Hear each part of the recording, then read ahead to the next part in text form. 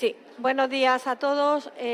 Vamos a empezar porque vamos un poquito mal de tiempo y no queremos robarle nada de tiempo a los ponentes. Esta es una mesa hecha con mucho cariño para potenciar la diálisis domiciliaria, que todos los que estamos aquí creemos que es una muy buena opción, sobre todo para los pacientes, y por tanto, sin más dilación, nos vamos a poner con los expertos y con los que están liderando esta diálisis domiciliaria en España. Y, como no puede ser otra quien inicie esta mesa que Fernanda Slon, que, como sabéis, está trabajando muchísimo en ella y está poniéndonos en primer lugar, y ahora nos va a presentar los resultados de la situación de la diálisis domiciliaria en Europa. Cuando quiera, Fernanda.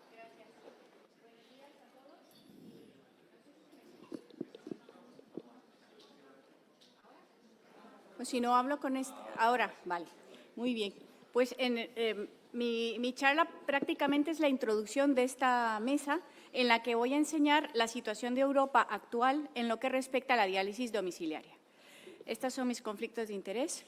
Y esta publicación salió en el 2022, en el que ya era evidente que los nefrólogos cada vez tenemos una actitud más activa y un deseo por promocionar los tratamientos domiciliarios en Europa. Sin embargo, en ese momento, 2022, la incidencia de la DP como tratamiento renal sustitutivo rondaba en torno al 13% de los tratamientos renales y un 5% de los pacientes prevalentes, y la incidencia y prevalencia de la hemodiálisis domiciliaria era todavía más bajo, a pesar de ese interés y esa actitud positiva por potenciar estos tratamientos.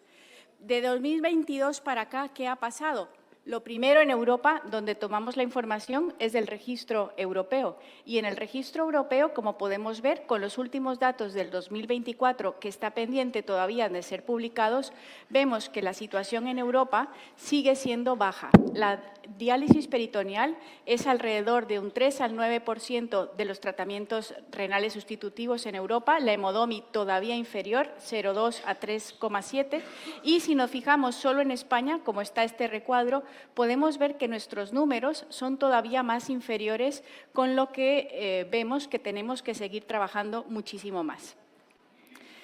Si vemos los datos de cada año, podemos acudir a cada uno de los años en el registro europeo, cogemos todos los años y vamos revisando dato por dato, pero ¿qué pasa? ¿Cuál es la tendencia real que hay en los últimos 10 años?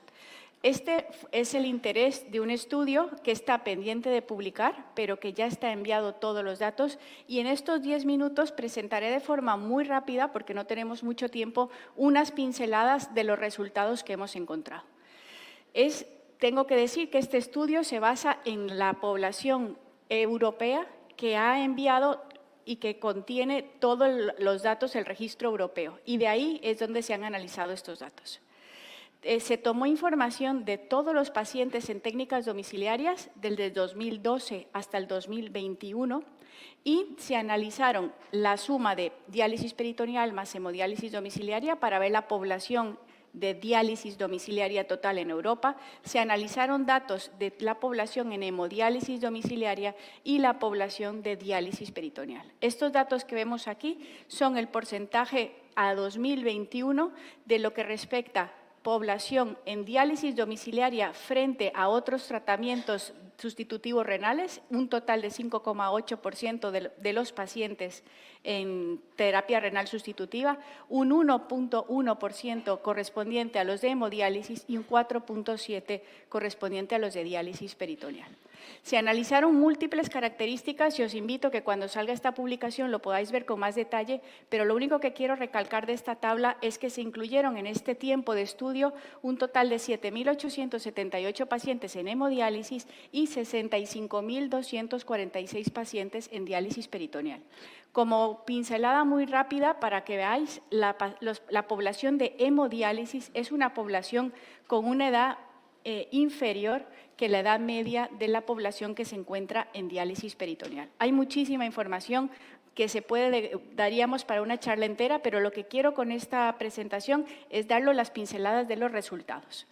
¿Qué ha pasado con esa población en los últimos 10 años? Vamos a ver qué ha pasado con los que han empezado diálisis domiciliaria. Como podéis ver, Estos son la población en hemodiálisis, esta es la población total y esta es la población en diálisis peritoneal. Hay una tendencia a aumento de la población de hemodiálisis, una tendencia a de disminución de la población de diálisis peritoneal, y con este aumento y esta disminución, el porcentaje de los pacientes en diálisis domiciliaria se ha mantenido estable.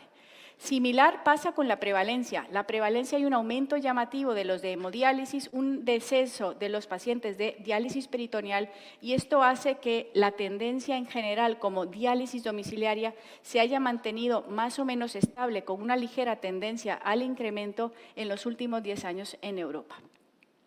Esto es una foto de cuál es la variabilidad entre los países europeos relacionados al inicio de hemodiálisis o al inicio de diálisis peritoneal.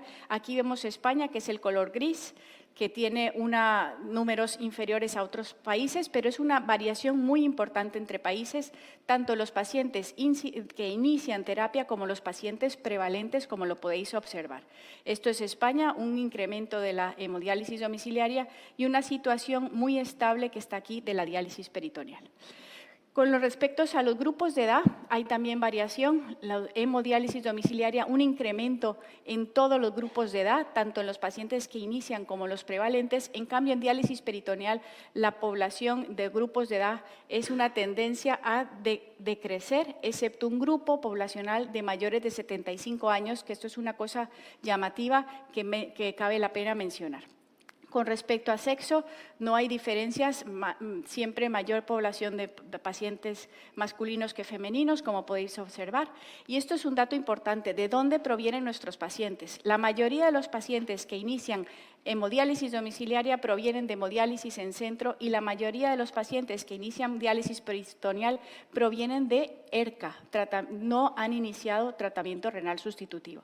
De trasplante, solo un 1% de ambas poblaciones. Diálisis peritoneal, de los que provienen de diálisis peritoneal a hemodiálisis domiciliaria, solo un 3% realizan ese modelo integral domiciliario, y de los de diálisis peritoneal que provienen de centro, solo un 18% de los pacientes provienen de hemodiálisis en centro. Esto es una cosa que tenemos que pensar si realmente estamos fomentando transiciones hacia diálisis domiciliaria de otros tratamientos renales sustitutivos. ¿Qué pasa después de los tratamientos domiciliarios? ¿Hacia dónde van nuestros pacientes? La mayoría se quedan en la terapia a 2 años, el 36% sigue en diálisis peritoneal, 46% sigue en hemodiálisis domiciliaria, pero sí que es verdad que hay salidas, fallo de técnica con paso a hemodiálisis en centro, prácticamente similares al análisis a los 2 años. Y trasplante, pues como podemos observar, ligeramente mayor en la población en hemodiálisis frente a la población de diálisis peritoneal, con muertes mayores en los de diálisis peritoneal, pero recordar que es una población más mayor que la población que se encontraba en hemodiálisis. Este es un análisis que quisimos ver con más detalle, y se analizó no a los 2 años, sino a los 5 años que ha pasado con esta gente que ha empezado diálisis domiciliaria. Y esta es una gráfica que tenemos mucho más información, pero que solo lo quiero mostrar cómo hay una diferencia muy importante en cuanto a muertes, en cuanto a trasplante renal, tanto en hemodiálisis, que quiero que lo veáis arriba, como en diálisis peritoneal.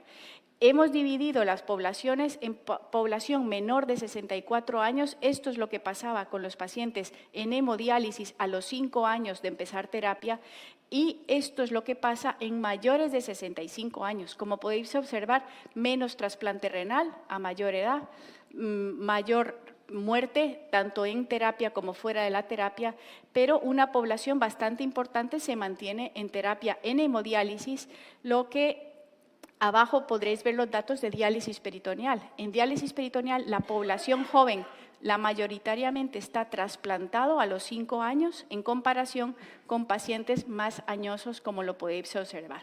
No tengo tiempo de tener aquí, pero sí que quiero que esto por lo menos os surja como la duda de ir a buscar después los datos de este estudio, donde podremos encontrar muchísima más información que espero que os sirva y nos dé luz de lo que está sucediendo en Europa relacionado a los tratamientos domiciliarios. En conclusiones, ¿qué es lo que podemos encontrar? Pues lo que os comento, los tratamientos domiciliarios frente al trasplante renal o frente a la hemodiálisis en centro, en Europa en los últimos años sigue representando una proporción muy pequeña con respecto a las otras terapias de reemplazo renal, 5,8% total de población en diálisis domiciliaria, con el último dato, 1,1% hemodiálisis, casi 5% en diálisis peritoneal, con una tendencia llamativa al incremento en los pacientes en hemodiálisis domiciliaria y una tendencia a la disminución de la población en diálisis peritoneal, haciendo una tendencia total muy estable en Europa en los últimos años. Y tomando en cuenta esto, de dónde proviene la gente, vemos muy pocas transiciones desde otras terapias hacia domicilio, tanto en hemodiálisis como pacientes en diálisis peritoneal. Por lo que tenemos que seguir luchando por tener más oportunidades para facilitar ese inicio y transición a otras modalidades de tratamiento. Durante esta mesa, después de esta introducción, para que seamos conscientes un poco de cuál es la situación en Europa, vamos a hablar de esas cosas que pueden ayudar tanto a facilitar el inicio como a facilitar esa transición. Cómo abordaremos el tema de rompiendo barreras para impulsar los tratamientos domiciliarios. También hablaremos de cómo reclutar a más pacientes, lo comentará Ana Sánchez.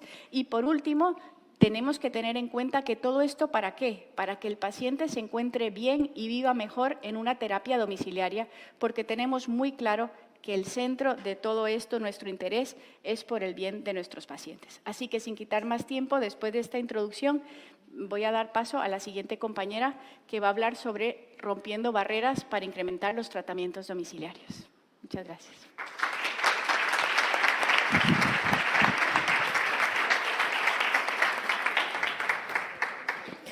Bueno, muchas gracias, Fer. Muchas gracias a la SEN y especialmente a los grupos de Peritoneal y de Modomi por invitarme a dar esta sesión.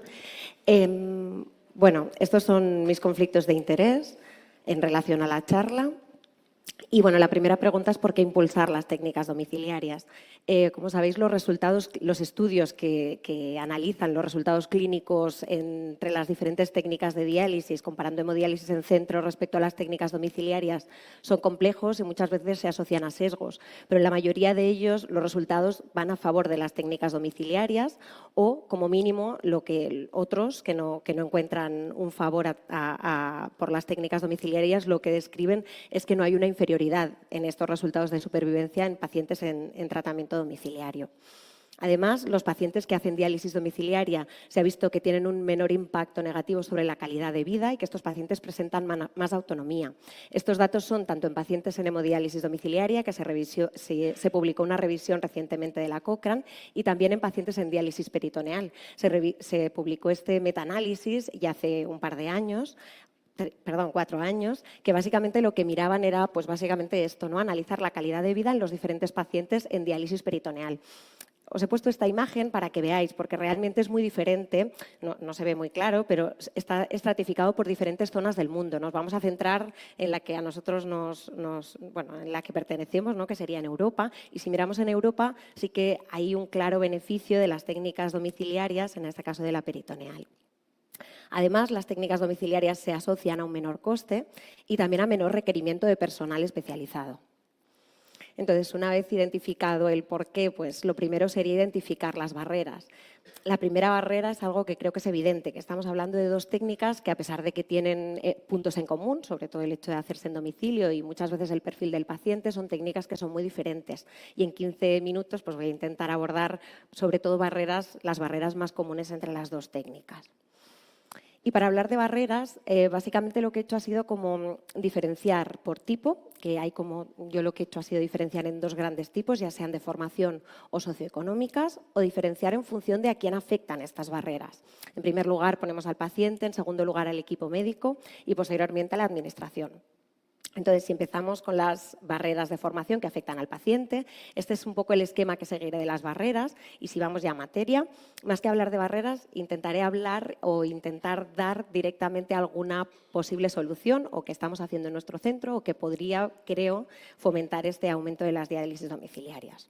En cuanto, la primera es la falta de información sobre la técnica. Es una barrera clásica de la que se ha hablado muchísimo, creo que no hace falta mucha explicación, pero bueno, Fer nos ha enseñado muy bien las diferencias en Europa. Evidentemente, si aumentamos la lupa y miramos a todo el mundo, ya sabéis que hay diferentes políticas, que esto también muchas veces afecta al diferente uso de las técnicas domiciliarias.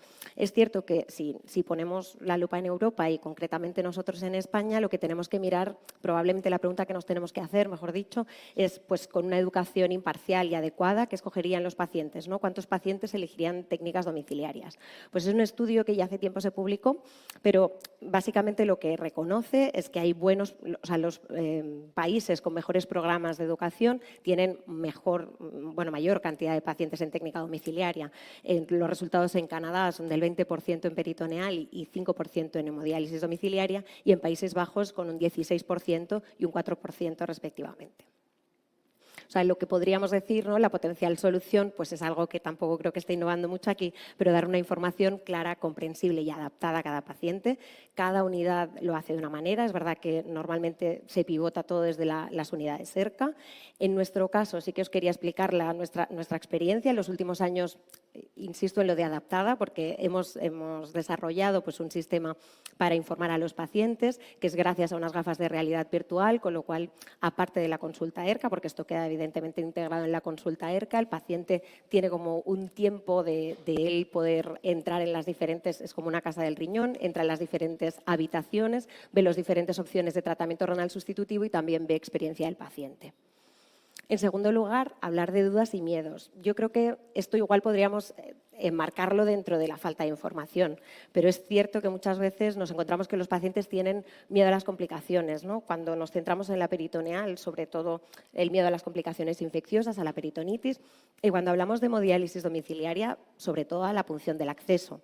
Entonces, aquí las potenciales soluciones que yo propongo, evidentemente, fomentar la información adecuada y dirigida, también identificar los factores de riesgo, ser conscientes e intentar hacer un poco más de hincapié en ese manejo del orificio y demás. Creo que una cosa muy importante es intentar fomentar la investigación, evidentemente, para minimizar las complicaciones y también para hacer una detección precoz. Una detección precoz de peritonitis probablemente a largo plazo también conlleve unos mejores resultados, ¿no? Y por último, pongo lo de flexibilidad en prescripción. Evidentemente, hablo de flexibilidad, pero es simplemente hablar un poco de la diálisis incremental, ¿no? Ya lo favorecemos, creo que la mayoría de centros intentamos favorecer, pero es verdad que es una técnica que muchas veces podemos minimizar conexiones y probablemente complicaciones. Y también hablar de flexibilidad en hemodiálisis domiciliaria, porque un tema, por ejemplo, que insisto que preocupa muchas veces tanto a pacientes como a profesionales es el tema del acceso. No hay una recomendación clara sobre cuál es el mejor acceso en hemodiálisis domiciliaria. Es verdad que en nuestro centro, por herencia de hemodiálisis en centro, siempre hemos intentado hacer el fístula first, pero es verdad que creo que en este foro tenemos que intentar cambiar un pelín y siempre hacer pues, el home first antes que el fístula first. O sea que no podemos decirle que no a un paciente porque no quiere hacerse una fístula y tenga miedo a estas punciones, sino que el acceso vascular, el catéter venoso central también muestra muy buenos resultados. En cuanto a los pacientes de inicio agudo, también quería hablaros. Es verdad que hay algo de publicaciones sobre diálisis peritoneal aguda, son poquitas. En hemodiálisis domiciliaria agudas no hay nada, pero es verdad que cuando hablamos de pacientes de inicio agudo hay dos tipos de paciente, o el paciente que hace el fracaso renal o el paciente que tiene enfermedad renal crónica conocida, que ya había estado incluso valorado por ERCA y en este paciente ya estaba dirigido a técnicas domiciliarias. Igual podría ser una buena estrategia, aunque tuviéramos que empezar a través de un catéter, pero empezar dirigidamente a aquellos pacientes, una vez estén estables, evidentemente, pero durante el mismo ingreso empezar este entrenamiento en hemodiálisis domiciliaria para aquellos que lo hayan elegido, ¿no? Cuando hablamos de la diálisis peritoneal aguda, se publicó recientemente este ensayo clínico, que es verdad que son muy poquitos pacientes y los resultados, pues, bueno, hay que cogerlos pues, con pinzas, porque, insisto, son menos de 160 pacientes, pero lo que vieron es que los resultados en diálisis peritoneal en pacientes agudos con fracaso renal agudo eran similares en hemodiálisis convencional versus diálisis peritoneal. Y el segundo punto, porque en nuestro centro no tenemos la suerte de poner los catéteres de diálisis peritoneal, entonces es cierto que el inicio agudo de la diálisis peritoneal es una limitación para nosotros, pero lo que sí que intentamos remarcar mucho y hacer es el tema de la reinformación y revaloración. De hecho, en esta revisión lo que describen es que aquellos pacientes que reciben información durante la hospitalización incluso antes de empezar la técnica domiciliaria, tienen una capacidad de decidir, pues probablemente pues esto, ¿no? Con más información, pues mejor una decisión como más clara. Y por último, hablaros de los pacientes crónicos que hacen hemodiálisis en centro. Aquí, bueno, mi propuesta es copiar un poco el modelo de las unidades de trasplante para intentar llegar a estos pacientes en hemodiálisis crónica, que probablemente muchos podrán ir a diálisis peritoneal, pero muchísimos irán a hemodiálisis domiciliaria, ¿no? O podrían ir a hemodiálisis domiciliaria. En primer lugar, mi propuesta es favorecer, pues incentivar, no sé muy bien cómo, probablemente, o un incentivo económico, no sé muy bien, pero intentar incentivar esta derivación otra vez desde los centros de diálisis a los pacientes a las unidades cerca para reinformar de la hemodiálisis domiciliaria y también de la diálisis peritoneal. Y también, pues otra opción podría ser a través de la consulta en lista de espera de trasplante. Esto lo pongo básicamente porque en el modelo que tenemos nosotros, básicamente los centros de diálisis derivan a todos los pacientes para ser valorados para lista de espera. En nuestro caso tenemos una consulta monográfica de lista de espera de trasplante renal que capta a estos pacientes, que les informa sobre el tema del trasplante, pero es verdad que a través de esta consulta a nosotros nos llegan muchos pacientes pues, para revalorar estas técnicas domiciliarias. Es verdad que no es el momento, porque el compañero ya está explicando todo el tema del trasplante, pero sí que aprovecha y nos hace la derivación. Es una manera, por lo menos de momento, de poder informar. Y, por último, la valoración por equipos de enfermería especializados en los centros. Si no me equivoco, algún grupo ya lo había hecho o había hablado de hacerlo, ¿no? De ir a los centros, a personal especializado, a hablar con los pacientes. Es verdad que en nuestro caso, os explico porque es una anécdota, pero tenemos un enfermero que estuvo, uno de los enfermeros de hemodiálisis domiciliaria, estuvo durante una temporada trabajando por las tardes en un centro. De ese centro, en menos de 3 meses, vinieron 3 pacientes a hacer hemodiálisis domiciliaria siguen todavía en hemodiálisis domiciliaria o se han trasplantado, pero después de estar haciendo hemodiálisis en casa. O sea que seguro que de aquí hay muchos pacientes que nos estamos perdiendo. O sea, este es el esquema de barreras y potenciales soluciones. Y si seguimos un poco más adelante, las socioeconómicas, tampoco entraré mucho, pero sobre todo hablar de dificultades de espacio, pisos compartidos. Es verdad que en nuestro entorno tampoco es la principal el tema de los pisos compartidos, pero sí que tenemos pacientes. Aquí fomentar la incremental, ¿no? En el caso de la peritoneal, aunque ya es una cosa que clínicamente si tenemos el margen ya lo vamos a hacer, con lo cual, bueno. En segundo lugar, yo creo que esto sí que es importante, ¿no? Hay que intentar hablar con las casas comerciales, hay que ajustar la frecuencia de los suministros. No puede ser una vez al mes probablemente en todas las casas. Y en tercer lugar, el tema de los centros de autodiálisis, que es un sistema que se utiliza mucho en Francia y en Bélgica, y aquí pues, es una buena cosa a implementar. Y en cuanto a la gente mayor y las capacidades limitadas, tampoco una pincelada, ya se ha hablado mucho sobre la asistida, pero siempre tenemos que pensar en ella. En cuanto a las barreras que afectan al personal sanitario de formación, este es el esquema que seguiréis y ya vamos con ellas. Lo primero es la falta de profesionales formados. En este estudio, básicamente, evaluó las percepciones y las experiencias de residentes en nefrología en Estados Unidos sobre la capacitación y la práctica en diálisis domiciliaria. Los resultados son desoladores, la verdad. Pero bueno, para que veáis, en hemodiálisis domiciliaria, un 22% de los residentes sentían que no estaban nada preparados y un 0% de los residentes sentían que estaban muy preparados en hemodiálisis domiciliaria. En diálisis peritoneal era algo mejor, tampoco muchísimo, pero un 0% sentían que no estaban nada preparados y un 11% sentían que estaban muy preparados. La mayoría de residentes lo que decían es que había inseguridad, sobre todo en estas habilidades en gestionar y en tratar a pacientes en diálisis domiciliaria por el poco periodo formativo que habían hecho sobre las unidades. Por suerte aquí creo que estamos con un poco de ventaja porque desde hace muchísimo tiempo que se están intentando hacer estos cursos formativos para formar a residentes, se hace el curso de diálisis peritoneal, se habla de hemodiálisis domiciliaria cada vez más a los residentes, hablar también del curso de los adjuntos, ¿no? de diálisis peritoneal y el máster de técnicas domiciliarias. En segundo lugar, hablar de la formación general del equipo. Creo que esto es fundamental para evitar transferencias de técnica innecesarias. Es verdad que al final, pues esto, sobre todo a manejar las principales complicaciones, ¿no? Peritonitis, hipervolemia, pero también es verdad que hay que hacer hincapié muchas veces en las contraindicaciones. Las contraindicaciones de las técnicas, igual hace 10 años eran unas, ahora son otras, ¿vale? Yo siempre en nuestro centro muchas veces lo valoramos todo y ya seremos nosotros los que decimos que sí o que no, pero de entrada valorarlo todo, esto en cuanto al tema de la información, pero sí que es cierto que el tema de la formación del resto de profesionales del equipo es muy importante. Hablaros también de los centros con pequeñas unidades. Está descrito que estos centros se asocian a peores resultados. Una de las propuestas es la generación de centros madre o equipos mentores, de los que dependen varios centros más pequeños, pero claro, estos centros madre tienen que estar capacitados para dar un soporte, ¿no? O sea, pues tiene que haber suficiente personal, tienen que poder hacer reuniones online, compartir protocolos, compartir casos y demás. Para seguir, los centros hospitalarios sin unidades de diálisis domiciliaria. Aquí lo que voy a hacer es un poco poner el foco en nosotros, ¿vale? En el Hospital de Belviche nosotros empezamos, hablaré de la hemodiálisis domiciliaria porque la peritoneal llevamos muchos más años de experiencia, pero en hemodiálisis domiciliaria empezamos en 2019. Esta ha sido la incidencia, los pacientes que han empezado de nuevo a lo largo de los años. Claro, es verdad que antes de 2019, yo viendo esta foto pensé, ostras, antes de 2019 no había ningún paciente candidato en nuestro centro a hemodiálisis domiciliaria. No, o sea, no era una cosa que estábamos ofertando, porque realmente es verdad que en nuestra defensa diré que había muy poquitos centros en Cataluña que hicieran y había muy poquitos pacientes, era una cosa como muy limitada, pero es verdad que seguro que existían estos pacientes que tenían esta necesidad, con lo cual sí que quiero pues esto, en los centros que no haya unidades de diálisis domiciliaria hay que potenciarlo todavía más, tienen que saber sobre todo pues los beneficios de las técnicas domiciliarias para que los profesionales nos lo puedan derivar a los centros que sí disponemos de estas técnicas. Y esto atañe también a los centros periféricos. Y por último, la formación de personal de urgencias y ambulatorios. Es vergonzoso, pero muchísimos pacientes nos dicen que otros profesionales no saben de la existencia de las técnicas domiciliarias, no saben que existe la posibilidad de que hagan el tratamiento en domicilio. Tienen que tener, pues no hace falta que sean expertos, pero tener un poco de formación. Y esta es la foto de las barreras y potenciales soluciones. Si seguimos con las económico-sociales en torno al equipo sanitario, son muy rápidas porque básicamente necesitamos dinero.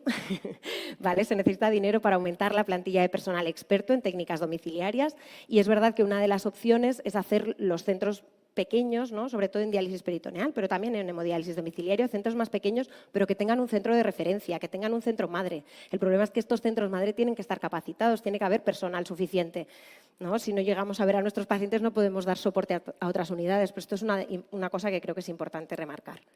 Y por último, hablar de la administración. Como os decía al principio, es verdad que hay diferentes políticas. Muchos sabéis que hay países, Tailandia y Hong Kong, que tienen la política de PD First. Y es verdad que lo que ellos dicen es que la mayoría de pacientes pueden, ¿vale? Lo que en este estudio que básicamente analizó la experiencia de Hong Kong, vieron que un 80% de los pacientes iniciaba diálisis peritoneal en domicilio, que tenían mejor calidad, que los resultados clínicos eran similares a la hemodiálisis y que había menores costes. Y de hecho esto ha supuesto un impacto en las políticas globales. De hecho, esta mañana ya lo comentábamos, ¿no? Desde el 2019 hay una propuesta en Estados Unidos desde el gobierno que es básicamente, es una propuesta un poco compleja, pero bueno, en 2025 su objetivo es que el 80% de los pacientes en Estados Unidos con enfermedad renal crónica avanzada estén en diálisis peritoneal, diálisis peritoneal, hemodiálisis domiciliaria o trasplante renal. O sea que la posible propuesta pues sería, por mi parte, copiar el modelo de trasplante, como os decía, y los incentivos en centros de diálisis para que estos pacientes sean revalorados por las unidades cerca o por las unidades de diálisis domiciliaria. Soluciones para llevar a casa, entonces. En cuanto a la formación del paciente, recordar información clara, resolución de dudas, es muy importante. En segundo lugar, reinformar, sobre todo, el tema de reinformar a pacientes con inicio agudo o a pacientes que se dializan en centro. En cuanto a las barreras socioeconómicas, intentar, sobre todo, yo creo, trabajar sobre la frecuencia de suministro y los centros de autodiálisis. Creo que son los dos puntos en este sentido. Y la diálisis peritoneal asistida cuando el problema es más pues, del paciente, ¿no? De las capacidades del paciente. Me consta que en cuanto a la diálisis peritoneal asistida, por suerte estamos empezando a avanzar, o sea que esto son muy buenas noticias. En cuanto al equipo sanitario, la formación de profesionales es fundamental y lo que decíamos de los centros madre, pero que estén capacitados. Y en cuanto al tema socioeconómico de los profesionales, aumentar la plantilla de personal y estos centros más pequeños que tengan a alguien de referencia. Y por último, copiar el modelo de trasplante siempre que fuera posible. Muchas gracias.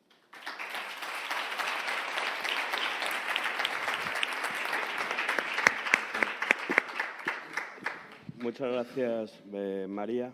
Excelente. Ahora vamos a pasar a la siguiente ponente, Ana Sánchez Escuredo,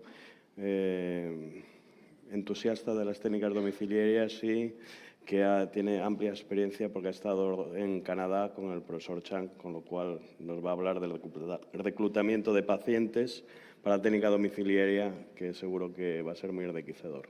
Adelante, Ana. Muy bien, muchas gracias por sobre todo montar esta mesa tan interesante. ¿Cómo se pasa? Ahora. Después presentas tú a Emilio. ¿No pasan? Ahora. Bueno, yo también cuando empecé a preparar la charla, igual que la doctora de Sequera ayer, pensé, ¿cómo se inició todo? Entonces, fui al mismo artículo, ¿no?, publicado en el 62 en el Life Magazine, donde se ve la diapositiva de cómo el doctor William Johnson iba los criterios de aceptación de pacientes, porque tenían en Seattle un centro de diálisis con 13 puestos de diálisis. Entonces quedaba claro que solo serían pacientes menos de 50 años, que no tuviesen ninguna otra comorbilidad, que estuviesen estables mentalmente y que tuviesen accesibilidad al centro. Entonces, ellos, una vez escogían a los pacientes, había un tribunal que no era médico, formado por una ama de casa, un abogado, un banquero, un ingeniero, que iban a decidir quién tenía las características para entrar. Y lo interesante, encuentro, que la ama de casa veía si era un padre de familia con muchos hijos que mantener, había quien veía si era un paciente socioeconómicamente que podría mantener, estar en técnica y no trabajar, había el ingeniero que valoraba que si esa persona tenía un trabajo pues altamente cualificado para la sociedad era importante. Entonces aquí ya hay una valoración realmente de la técnica, ¿no?, cómo le va a aportar al enfermo continuar con su vida.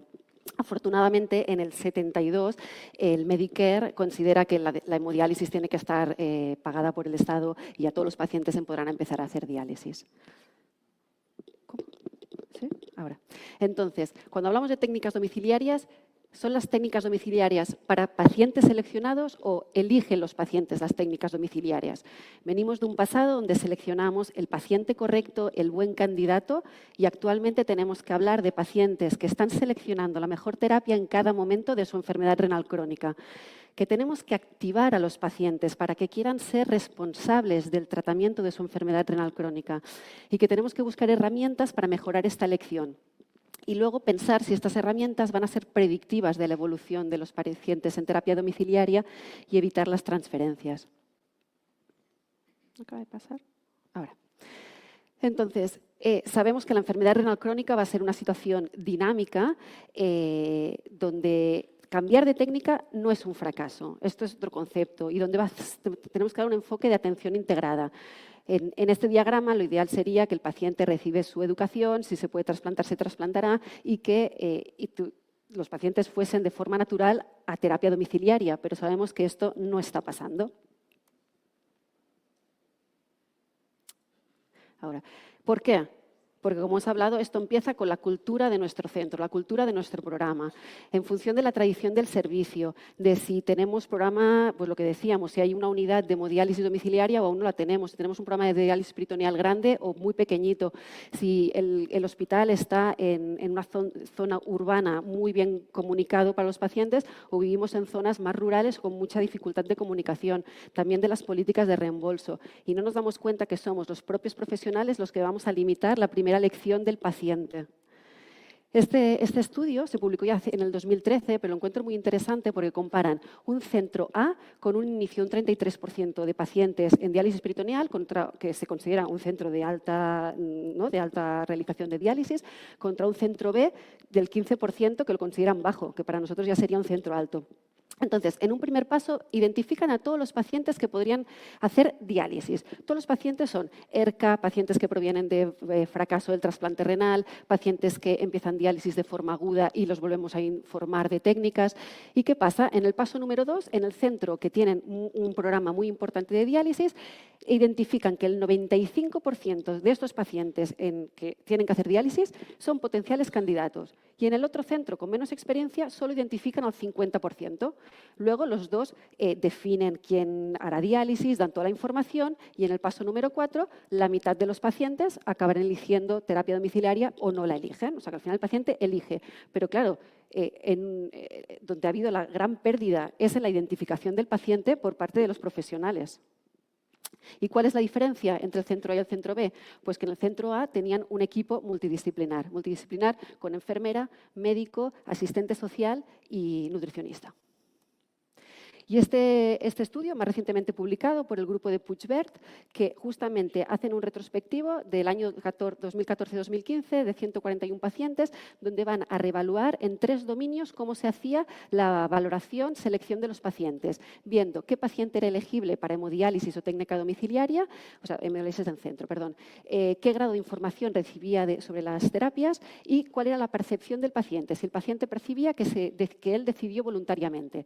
Pues concluyen que el 22% la selección de la modalidad fue inapropiada, que 15% no se dio información de todas las técnicas y que en un 7% la toma de decisiones no fue compartida.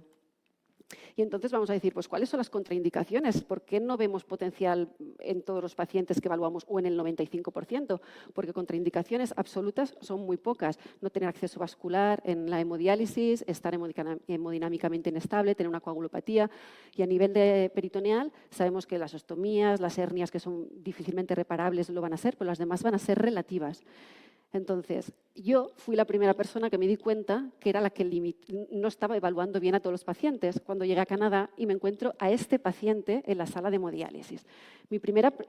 Yo estaba allí sola y dije, ¿qué necesidad hay de entrenar a este paciente para una técnica domiciliaria? Y la enfermera me respondió, pregúntale al paciente por qué quiere hacer esta técnica. Entonces, era un paciente de 32 años con una epidermolisis bullosa que hace un fracaso renal por una glomerulonefritis IgA y inicia de forma no programada hemodiálisis en centro. Entonces, ellos, por protocolo, cuando el paciente está estabilizado, vuelven a hacer formación de todas las técnicas como si viniese de ERCA. Se le informa y el paciente sabe que es joven, es muy realista de su situación, cree que no va a tener una larga esperanza de vida, que lo va a tener dificilísimo para trasplantarse y quiere ir a casa. Entonces, claro, dices, bueno, pero en casa ¿cómo lo haremos? Porque tiene las manos con muy poca sensibilidad, con ampollas, y entonces ellos buscan saltar esta limitación, adaptando la técnica, encuentran estos dedales como de plástico rugosos y él ya puede conectarse y desconectarse. Entonces, viendo que la primera barrera somos nosotros para identificar pacientes, ¿qué herramientas tenemos para elegir a los pacientes? Herramientas, al final hay descritos varios cuestionarios. El MATCH-D, esto es americano, no está validado en España, pero al final lo que son en verde serían pacientes que deberían elegir terapia domiciliaria, los que tenemos claros, los que quieren continuar con su vida, los que no quieren estar motivados. En amarillo serían pacientes que identificamos que podrían hacer tratamiento en casa, pero que le vamos a tener que adaptar la técnica pues porque no ven bien, no pueden manipular bien, son obesos, no tienen diuresis residual, porque necesitan cambios en la higiene, en el domicilio, pero son potenciales, no los podemos ya no informar porque detectamos que algo quizá no va bien. Y luego en rojo tenemos contraindicaciones absolutas, pero para paciente independiente, que si este paciente tiene un cuidador o hubiese una asistida, ya no lo sería. Y lo mismo para para hemodiálisis domiciliaria. Luego hay este formulario, que ya lo que evalúa en diálisis peritoneal es si va a ser capaz de realizar la técnica, la habilidad, que mira en la esfera física, cognitiva y operativa, y el cuestionario lo hace el nefrólogo, la enfermera y el familiar, porque al final nosotros detectamos quizá unos problemas que el familiar lo detecta como problema o no como problema. Y luego hay el GPAD, que también es la predicción del éxito en el aprendizaje y manejo de la técnica, que puntúa todas estas esferas.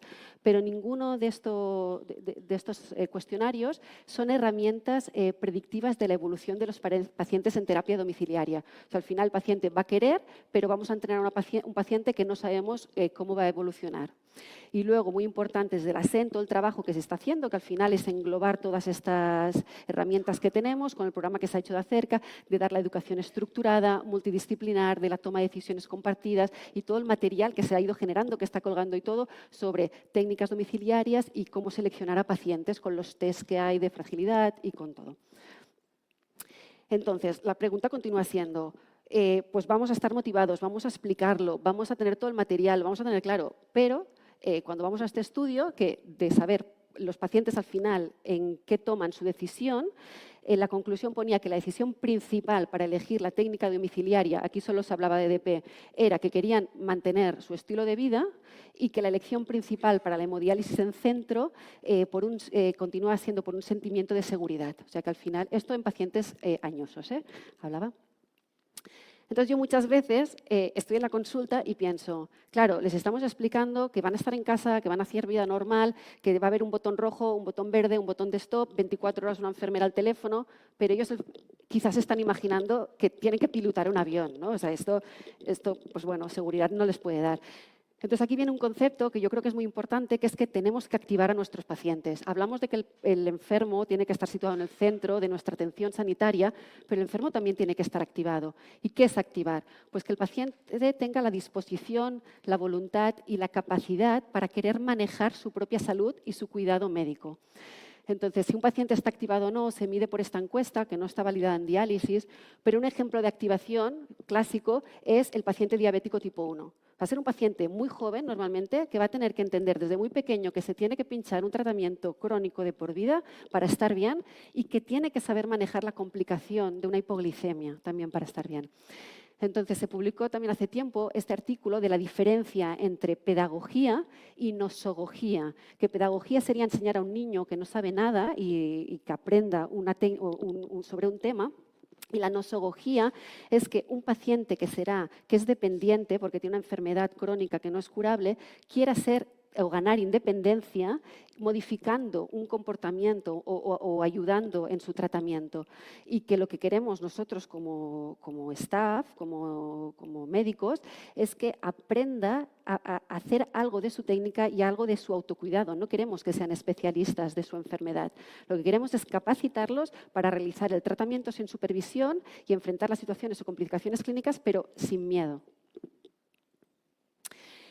Y luego, a pesar de tener estas unidades de ERCAS estructuradas con procesos de decisiones compartidas, hay este artículo ya antiguo del JASN del 2013 y publicado actualmente también por la doctora Arenas, que dice que hay otros problemas que influirán en la decisión de la técnica renal sustitutiva, aunque lo estemos bien, aunque estemos identificando a los pacientes, aunque el paciente esté activado y lo quiera hacer, que será, y esto lo veremos más actualmente, sobre todo en las ciudades grandes, pero esto cada vez ¿no? en la población lo veremos, será el estatus socioeconómico de los pacientes, la migración, la barrera lingüística y la dependencia. Por lo que en estas unidades ERCAS tendremos que empezar a trabajar muy de la mano también con los trabajadores sociales.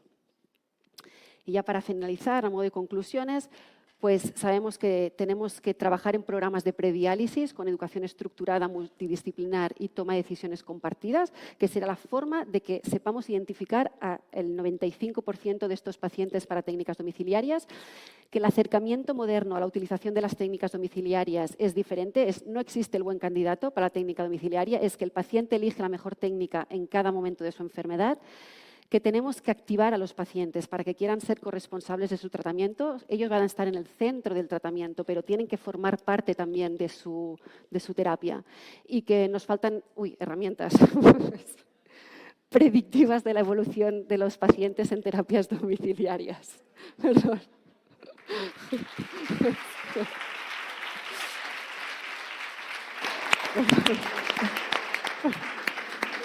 Lo has hecho súper bien. No podemos perder más tiempo. El siguiente ponente, Emilio, nos va a hablar de la adecuación de diálisis domiciliaria. Y bueno, Emilio, sabes que tiene muy poco tiempo, pero es experto en la red. Muy bien. Buenas tardes, muchas gracias por haberme invitado a este foro y para no perder tiempo, pues nada, este es mi conflicto de interés. Y voy a empezar diciendo lo contento que estoy con las últimas guías de la Sociedad Internacional de Diálisis Peritoneal y que han sido trasladadas a la revisión que se hizo aquí en España y que acaba de ser publicada hace solo unos meses, porque yo creo que dan en la diana. Realmente es un cambio de paradigma, un paradigma que se ha modificado porque hemos abandonado los números, ya no tenemos unos objetivos que tenemos que alcanzar, sino el objetivo principal es centrarnos en las personas. Lo estamos diciendo a lo largo de todo este congreso. Centrémonos en ellos porque ellos son los principales protagonistas de su vida y de cada uno de los tratamientos que puedan hacer. Para ello debemos de fomentar la toma de decisiones compartidas porque queremos mantener la calidad de vida de las personas que hacen diálisis y también de sus familias, porque es un colectivo del que nos olvidamos muchas veces. Tenemos que buscar o conocer cuáles son sus objetivos personales, minimizar los síntomas, minimizar la carga de tratamiento siempre que se pueda y hacer una terapia de calidad. Quiero introducir el papel de los PREMS porque necesitamos tener herramientas que nos ayuden a conocer la experiencia de los pacientes, utilizando escalas de funcionalidad, de calidad de vida, de escalas de síntomas y carga sintomática y escalas de ansiedad y depresión. La propia ISPD en sus guías nos presenta, esta es una gran tabla con muchísimos aspectos, pero ¿qué elementos debemos de considerar para dar una terapia de calidad? ¿Cuáles son las posibles intervenciones y cómo hacer la evaluación de todo esto? Y nos lo deja tan claro que yo creo que no deberíamos de perder ninguno todo este posicionamiento para al final conseguir una diálisis de alta calidad centrada en las personas. Esta es la historia filosófica, pero aún así, a pesar de este argumento, necesitamos también algún dato más, porque no solo hablando, si un paciente dice que quiere hacerse un intercambio una vez a la semana, no habremos alcanzado tampoco el objetivo, ¿no? Tenemos que avanzar algo más, y yo siempre digo que creo en esto, pero no debemos de olvidarnos algunos números. De forma clásica nos hemos guiado por el KTV y el aclaramiento semanal de creatinina como los dos elementos clave para conocer si un paciente había conseguido sus objetivos de diálisis peritoneal, y con esto nos quedábamos a gusto. Decisiones como estas se basan en estudios de hace más de 30 años, ya en el siglo pasado, como el estudio Canusa, donde casi 700 personas incidentes en diálisis peritoneal fueron seguidas. Y en ellas se vio que aquellos pacientes que alcanzaban unos niveles de KTV o aclaramientos semanales más altos tenían mejor supervivencia que aquellos otros pacientes que tenían unos niveles más bajos. Más tarde, el estudio ADMEX, con casi 1000 personas aleatorizadas a una pauta estándar de diálisis o a una pauta donde sería obligatorio conseguir un aclaramiento semanal de más de 60 litros a la semana, puso en perspectiva que este quizá no era el camino que debíamos de seguir. La supervivencia de los dos grupos fue similar y las pequeñas diferencias que se vieron estaban basadas más en el mantenimiento del KTV renal que no en el KTV peritoneal. Y por último, este otro estudio de Hong Kong con más de 300 personas aleatorizadas a 3 niveles de KTV y nuevamente no se vio que hubiese ninguna diferencia en las variables de resultado más importantes como son supervivencia o eventos cardiovasculares o hospitalización. Por lo tanto, al final, las recomendaciones de todos estos estudios y de las guías lo que dicen es que sí que deberíamos de asegurar un KTV un KTV de urea de más de 1,7, independientemente de la modalidad de tratamiento renal sustitutivo, independientemente de que haya o no función renal residual, sumaríamos o no en función de que la haya. No hay evidencia de que buscar un KTV de más de 2 aporte beneficios en términos de la supervivencia y que lo ideal es mantener un KTV entre 1,7 y un 2 para sentirnos cómodos. Pero tenemos que ir más allá del KTV y tenemos que valorar otros aspectos como el estado hídrico. El análisis del estado hídrico debe ser holístico, debemos de atender a todos estos parámetros que le aparecen en la diapositiva. Tenemos que considerar la ingesta hídrica y de sal y hacer una valoración permanente de la diuresis residual y de la ultrafiltración. Las guías nos dicen es que tenemos que valorar todos estos aspectos, debemos de conseguir la eubolemia definida como que no debe de haber una sobrecarga de más de 2 litros o un sobrevolumen de más de 2 litros medido por bioimpedancia. Y nuevamente independiente de la modalidad de diálisis e independiente de la presencia o no de función renal residual. También nos indican que sería adecuado que los pacientes anúricos consiguieran una ultrafiltración por encima de 750 centímetros cúbicos diarios. La preservación de la función renal residual es otra clave y es una estrategia fundamental para conseguir la eubolemia. No parece que haya diferencia en su mantenimiento en función de la técnica, de que sea técnica manual o automática. Tenemos que intentar evitar la hipotensión arterial y la depleción de volumen, porque todo ello va a impactar de forma negativa en la preservación de la función renal residual. Tenemos que valorar el papel de las soluciones más biocompatibles y de pH neutro y de otros fármacos. Son numerosos estudios y además hay unanimidad que dicen que el mantenimiento de la función renal residual se asocia a una menor mortalidad. Por lo tanto, esto no nos queda duda y debemos de luchar por su preservación. La preservación de la función renal residual consigue beneficios en términos no solo del manejo del volumen, sino también en términos de convección, control de la tensión arterial, reducción de la hipertrofia del ventrículo izquierdo. Hay gente que dice que incluso se pueden reducir las peritonitis y todo ello va a condicionar una mejor supervivencia y una mejor calidad de vida de los pacientes. Pero debemos de analizar quiénes son los pacientes que son más candidatos a fallecer o llegar a la anuria. Y para esto debemos de considerar 2 valores, que es la diuresis residual que se tiene cuando se empieza la técnica, pero también la tasa de descenso de la ultrafiltración. Este estudio divide a los pacientes, casi 600 personas en diálisis peritoneal, entre aquellas que parten de una función renal residual más alta, pero que caen más lento o más rápido, y también aquellas que tienen una función renal residual más baja y cómo caen más alta o más baja. Y ven que el riesgo de mortalidad aumenta en aquellas personas que tienen una función renal residual más baja y que además la pendiente de caída es mayor. De la misma manera y con los mismos grupos, el riesgo de anuria sigue siendo mucho mayor y, como es lógico, en aquellas personas que tienen una función renal residual peor y que declina mucho más rápido. En relación a las soluciones de diálisis peritoneal, se ha visto que cuando utilizamos soluciones biocompatibles con pH neutro y bajos productos de degradación de la glucosa, la preservación de la función renal residual es mayor. Y en cuanto a los fármacos, ¿qué decir de los diuréticos? Yo creo que todos mantenemos o utilizamos diuréticos para preservar la función renal residual. Hay numerosos estudios con diferentes diseños, con diferente número de pacientes en los cuales se ve que utilizar diuréticos consigue un aumento de la diuresis y un mejor manejo de la euvolemia.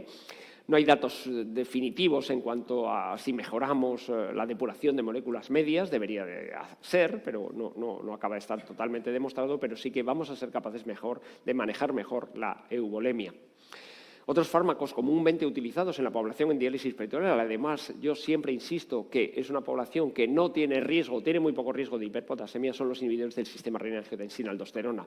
Tanto los IECAs como los ARA2, como los IECAs y los ARA2 han demostrado que utilizarlos preserva mejor la función renal residual.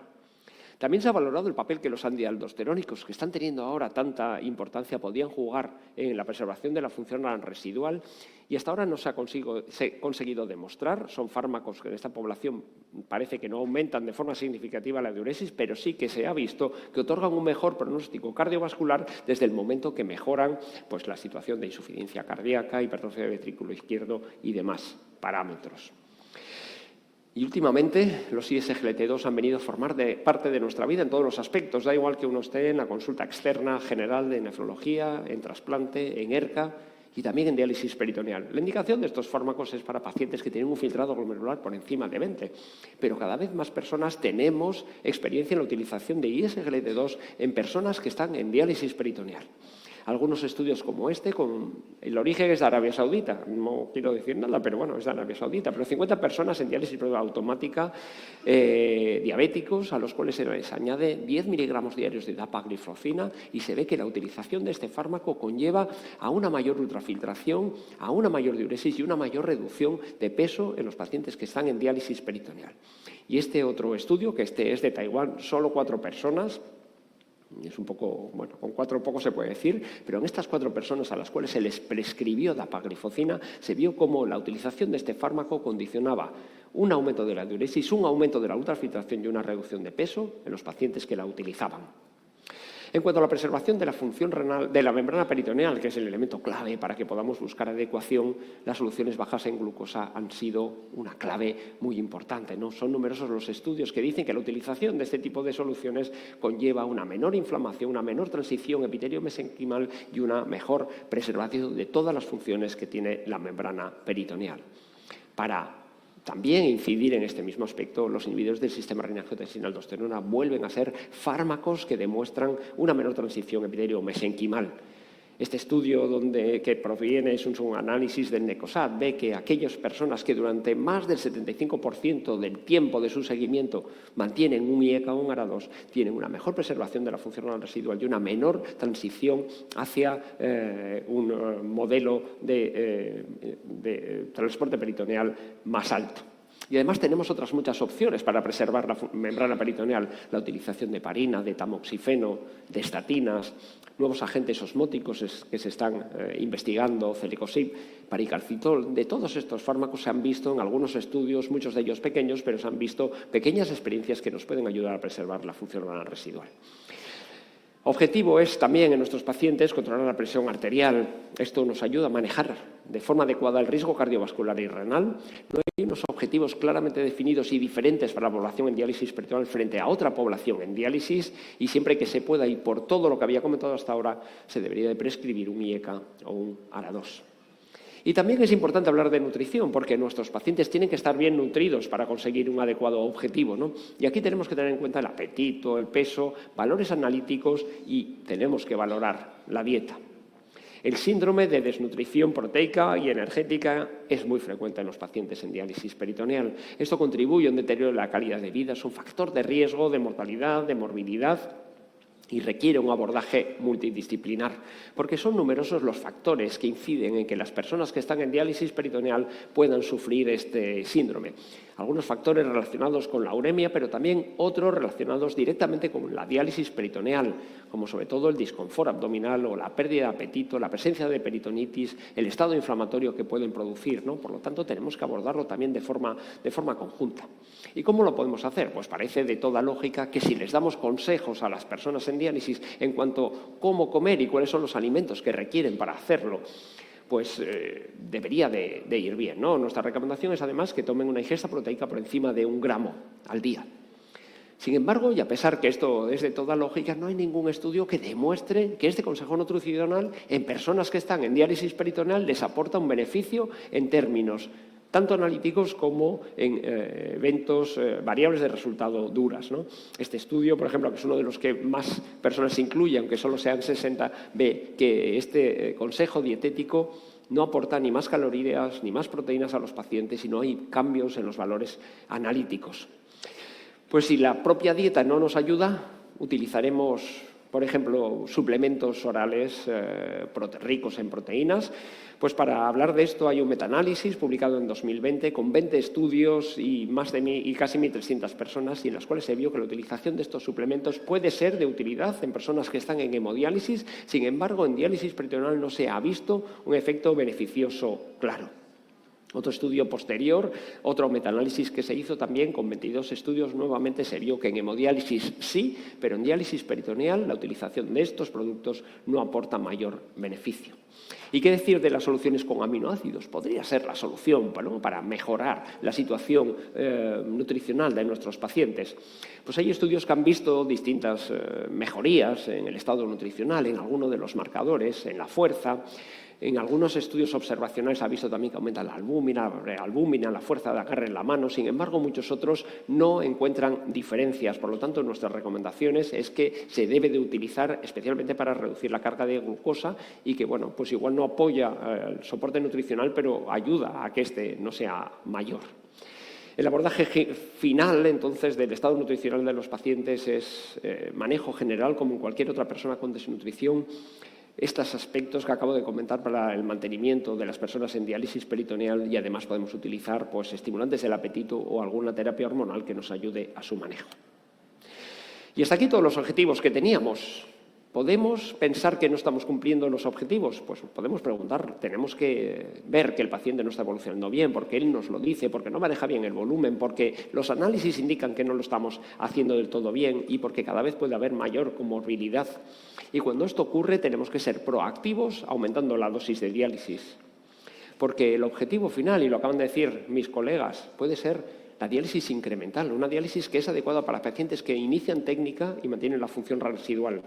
Habrá menos intercambios y por ello habrá menos costes, menos conexiones, mejor preservación de la función residual y luego, en función de nuestra valoración, iremos incrementando o no la dosis de diálisis. Hay estudios que indican que la utilización de diálisis peritoneal incremental impacta de manera positiva en todas las variables de resultado duras y además en la calidad de vida.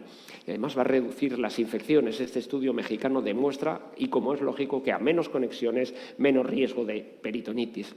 Y finalmente este estudio que hicimos en Oviedo con más de 500 personas seguidas durante 10 años y en las cuales se vio que la utilización de icodestrina y diálisis peritoneal puede ayudarnos también a conseguir objetivos en torno de la supervivencia que pueden ser importantes.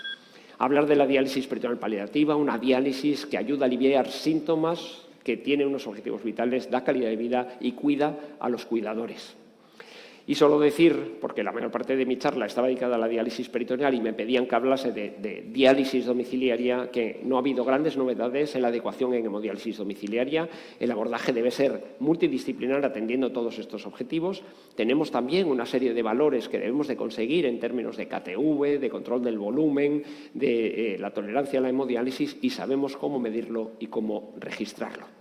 Acabo diciendo que los objetivos de la diálisis peritoneal han cambiado. Nuestra actuación debe estar centrada siempre en el paciente, pero no debemos decirlo de palabra, debemos de acordar con ellos, debemos de afrontar la experiencia del paciente como un objetivo más y el abordaje debe ser holístico: depuración, sobrehidratación, función residual, preservación de la membrana y un adecuado estado nutricional. Y así, quizá en el año 2025 podamos conseguir el objetivo de que el 25% de los pacientes incidentes en tratamiento renal sustitutivo puedan estar en casa. Muchas gracias.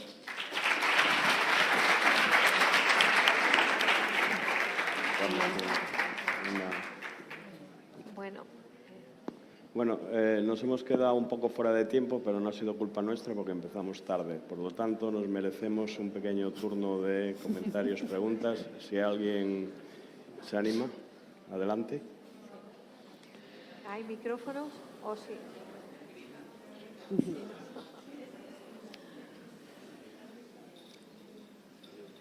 Bueno, mientras llega hasta el micrófono, pues, yo quería decir que realmente nos había dejado... ¿Sí? Ya está. ¿Sí? Vale.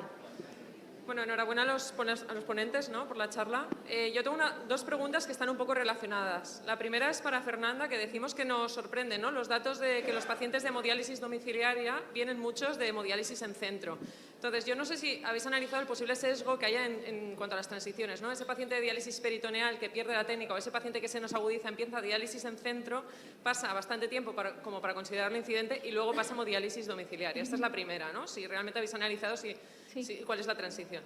Y la segunda, en esta misma línea, es para María, que es, bueno, claro, a nosotros nos sorprende igual un poco por la organización que tenemos en España de la hemodiálisis, la descentralización de la hemodiálisis en centro, ¿no?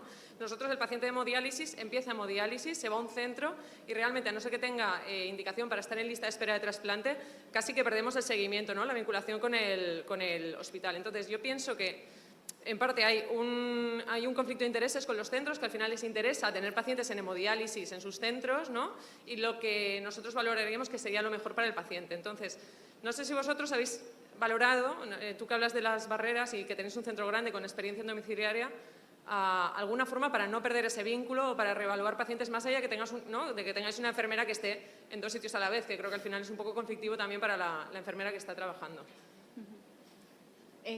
La pregunta es muy buena y es una de las limitantes del estudio. Todo lo que presenté son datos que están en el registro.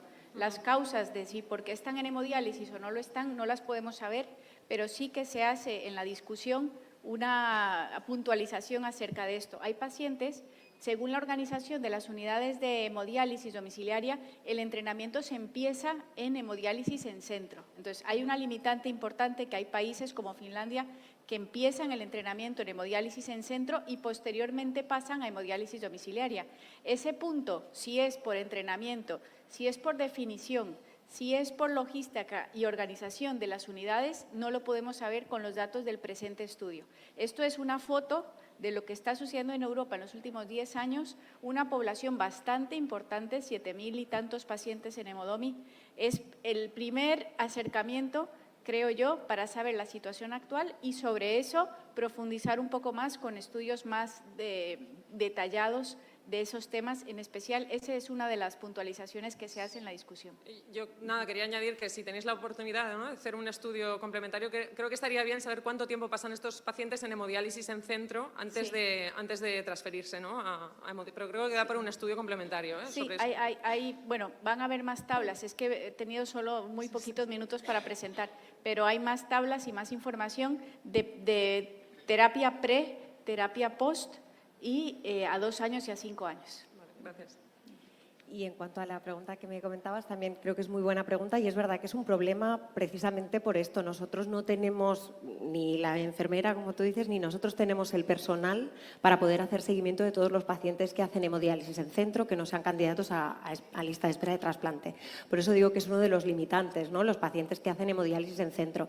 Claro, por lo menos en Cataluña hay incluso incentivos económicos, porque al final forman parte del… Por eso yo digo de copiar el modelo de trasplante renal, ¿no? Pero con el tema del trasplante renal que me corrija algún compañero si me equivoco, pero entra dentro como prácticamente de los objetivos del centro, pero por las políticas que se han tenido, ¿no? Entonces entra dentro de los objetivos del centro que los pacientes sean valorados por las unidades de trasplante renal.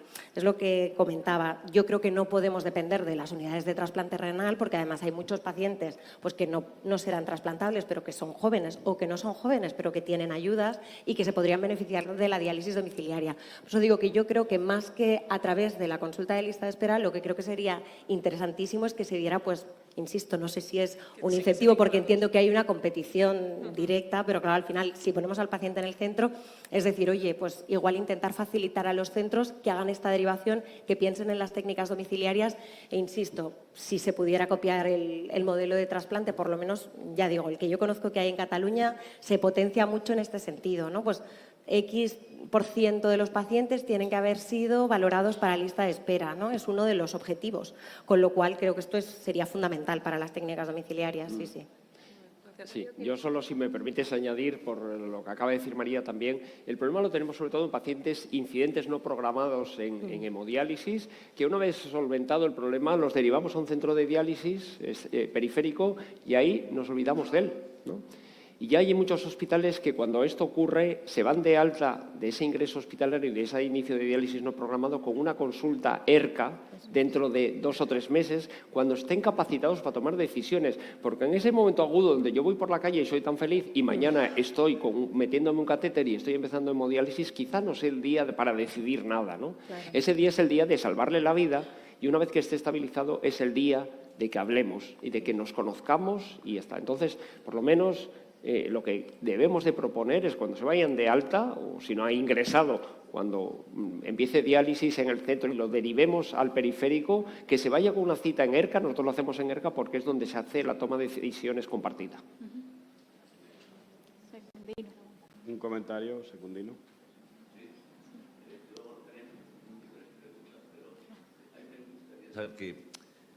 Que os planteáis por qué tenemos una amplia variabilidad de incidencia de hemodiálisis domiciliaria en nuestro país, porque yo he visto en el estudio que ha presentado en el registro que me parece que solo hay 7 comunidades autónomas, ¿es correcto? No.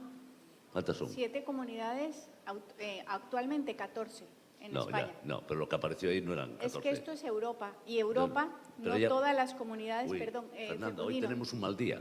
No. Vamos a ver, ahí aparecieron 7 comunidades autónomas que ponía Valencia, sí. Exacto, y ahí la incidencia era muy baja. Y faltan todas las demás.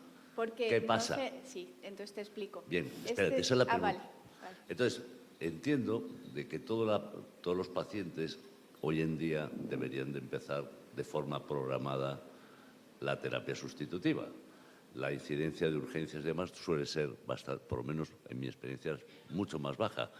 Los que empiezan de forma programada. Por lo tanto, las unidades ERCA son las que deberían tener el mayor aporte hacia la hemodiálisis domiciliaria. Eso es lo que yo pienso, pero no es la realidad que sucede aquí, o por lo menos los números no lo dicen. Y luego, en Estados Unidos existe la certificación del profesional para dedicarse a la hemodomia. Yo no sé si aquí el señor presidente va a tener algún tipo de iniciativa al respecto. Y finalmente, para ti, Emilio, es que lleváis 15 años sin usar los antialdosterónicos para preservar la membrana peritoneal y eso solo utilizáis como diurético y la espironolatona de antaño inhibía la aldosterona, como bien han demostrado en la transición epitelio-mesenquimal. ¿Para cuándo vais a usar los MRAs para proteger y inhibir la fibrosis en la membrana peritoneal? Nada más, gracias. Brevemente. El estudio está hecho de 10 años de evolución. Todos los pacientes incluidos han estado 10 años evaluados. Hay comunidades en España que el registro europeo no ha recibido datos de esas comunidades en los 10 años enteros. Un ejemplo es Navarra. Navarra no está reflejado en esos datos, porque Navarra empezó a enviar datos a la EDTA en 2014. Revisa la imagen porque sí está. No, lo sé porque ese estudio lo he hecho yo. Entonces, Navarra Pero, no está pues incluido. algo has Bueno, acertado ya, porque ahí no, ponía no, Navarra. No, da igual. No, El asunto no es que podemos esto es entrar en- una foto de la situación europea, no es una foto de España. Es verdad que tiene muchas limitantes este estudio, pero yo creo que es el primer estudio que analiza la tendencia de la home dialysis en Europa, que no hay un estudio previo a esto. Tenemos todo lo que hay cada año en el registro, pero no de lo que ha pasado, de dónde vienen, a dónde van y todo un análisis que luego podéis encontrar, espero próximamente publicado en el NDT. No quisiera ser impertinente, pero podrías poner la diapositiva. No, Luego hablamos tú y Sí, yo. sí, hombre, claro, es que parece que... Sí. están esperando los siguientes sales, entonces muchas gracias a todos. Muchas gracias, de verdad.